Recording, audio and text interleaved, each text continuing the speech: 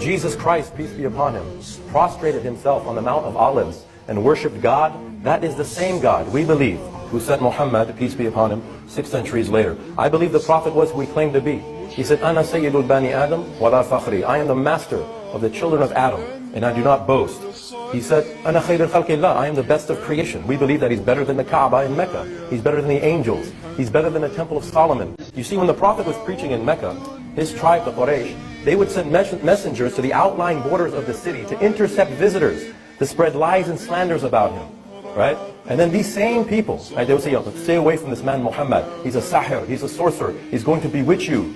These same people would seek out the Prophet, actually listen to what he says, listen to him, and they would convert to Islam on the spot. You see, they met the Prophet's enemies before they had met him. The vast majority of Americans have never really met the Holy Prophet Muhammad, peace be upon him. They've only heard what his enemies have said about him. And you can never rely on your enemy to give you an objective, unprejudiced, disinterested account of anything. See, the typical Christian critique of the Prophet of Islam is extremely superficial, surface level, and one-dimensional. Things are looked at purely at face value, and then the worst possible motives are ascribed to them, which in reality is only a reflection of the mental depravity of the criticizers.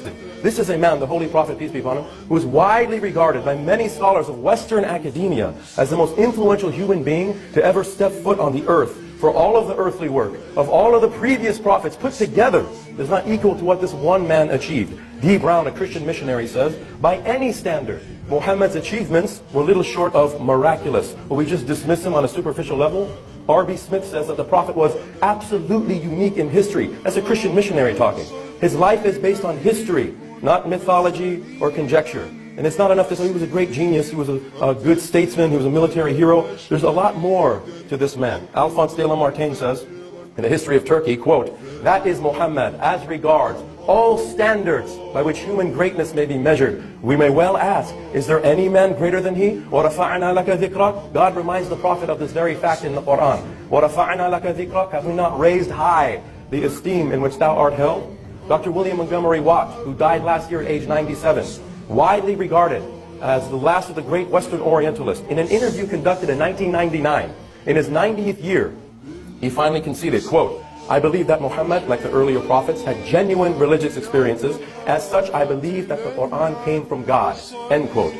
In his book, Muhammad at Mecca, he says, to suppose Muhammad an impostor creates more problems than it solves. And it's impossible for anyone who studies the life and character of the great prophet of Arabia, who knows how he talked and how he lived, to feel anything but reverence for that mighty prophet.